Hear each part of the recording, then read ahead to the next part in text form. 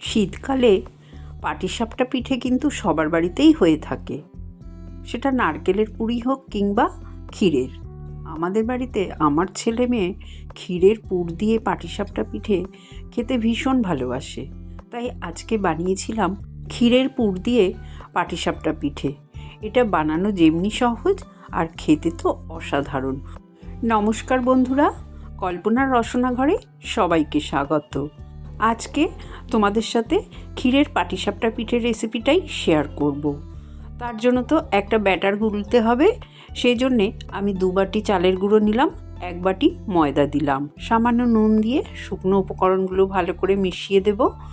এটা যেহেতু কেনা চালের গুঁড়ো, তাই আমি কিন্তু এতে ময়দা মেশালাম, তা না হলে পাটিসাপটা তোলার সময় কিন্তু প্যানে আটকে যাবে। আর দিয়ে দিলাম খেজুরের গুড় 1 বাটি। তোমাদের কাছে যদি ঝোলা গুড়টা না থাকে, তোমরা খেজুরের যে শক্ত পাটা গুড়টা হয় সেই গুড়টাকে গরম জলে ফুটিয়ে এইভাবে পাতলা করেও ব্যাটারটা গুলতে পারো। পাটিসাপটার ব্যাটার দুধ দিয়ে গুললে খেতে বেশি ভালো লাগে, তাই আমি 1 বাটি দুধ দিয়ে প্রথমে গুলে নিলাম। তোমাদের কাছে যদি বেশি দুধ না থাকে, তোমরা দুধ আর জল দিয়েও গুলতে পারো, তবে দুধ দিয়ে গুললেই খেতে কিন্তু বেশি ভালো লাগবে। আরও 1 বাটি দুধ আমি দিয়ে দিলাম, তবে দুধটা একবারে পুরোটা দিয়ে দেবে না, অল্প অল্প করে দিয়ে গুলে নেবে। ব্যাটারটা ভালো মতন গোলা হয়ে গেলে ঘন্টাখানেক ঢেকে রেখে দেব।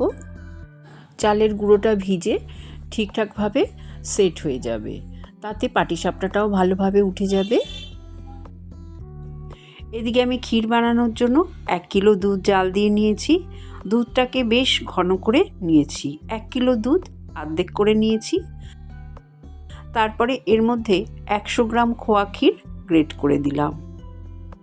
শুধু দুধ দিয়ে যদি ক্ষীর বানানো হয় তাহলে কিন্তু অনেকটা টাইম লেগে যায়, সেই জন্য আমার কাছে যেহেতু খোয়া ক্ষীর ছিল, গ্রেট করে দিয়ে দিলাম। তারপরে পরিমাণ মতন চিনি আর খেজুরের গুড় দিয়ে দিলাম।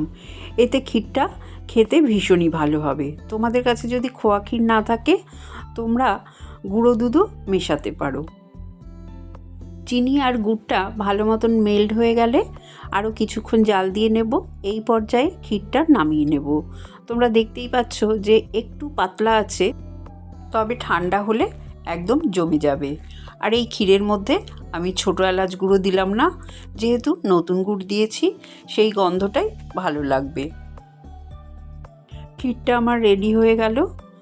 এবার ঠান্ডা করে তারপরে পিঠে বানাবো। ঘন্টাখানেক পর তোমাদের আমি ব্যাটারটাও দেখিয়ে দিচ্ছি হাতা দিয়ে। দেখো, ব্যাটারটাও সুন্দর সেট হয়ে গেছে। এবার আমি পাটিসাপটা পিঠে ভাজবো। তার জন্য একটা ফ্রাইং প্যান বসিয়েছি, দিয়ে দিলাম 2 চামচ মতন সর্ষের তেল। তেলটা ভালো মতন গরম হলে 2টো শুকনো লঙ্কা দিয়ে দিলাম। শুকনো লঙ্কাগুলো তেলের মধ্যে খুব ভালো করে কিন্তু ভেজে নেব। ভাজা হয়ে গেলে গরম তেলটা একটা বাটিতে ঢেলে রাখলাম, আর বেগুনের একটা বোটা নিয়ে ওই তেলে ডুবিয়ে এই ফ্রাইং প্যানটাকে ভালো করে মুছে নিলাম। প্রতিবারই পাটিসাপটা পিঠে করার সময় আগে বেগুনের বোটা দিয়ে তেলে ডুবিয়ে তবে মুছে নেবে, তারপরেই পাটিসাপটাটা ভাজবে। 1 হাতা করে ব্যাটার দিয়ে দিলাম, দিয়ে ফ্রাইং প্যানটা ঘুরিয়ে ব্যাটারটাকে ছড়িয়ে দিলাম। এই ব্যাটারটা একটু টেনে গেলে তারপরেই আমি ক্ষীর দিয়ে দিলাম।